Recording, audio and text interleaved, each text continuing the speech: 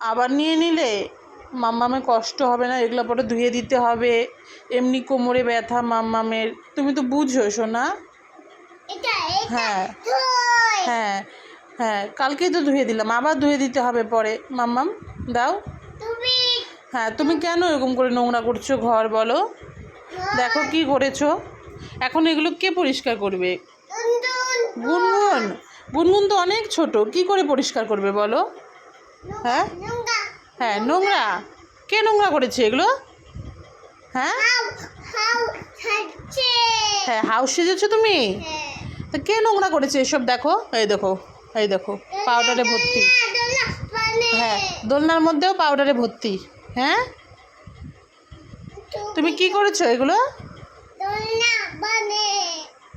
দাও মা, রেখে দিই, তুমি বুঝো না।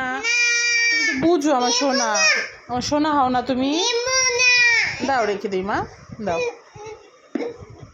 সোনা, আমি কিন্তু রাগ করবো, দাও। দাও, রেখে দিই মা, এমন করে না মা। কি বন্ধ করব? কি বন্ধ করব? মোবাইল বন্ধ করে দিব? তোমার দুষ্টামিটা দেখুক সবাই, তুমি কত দুষ্ট হয়েছো। রান্না করব?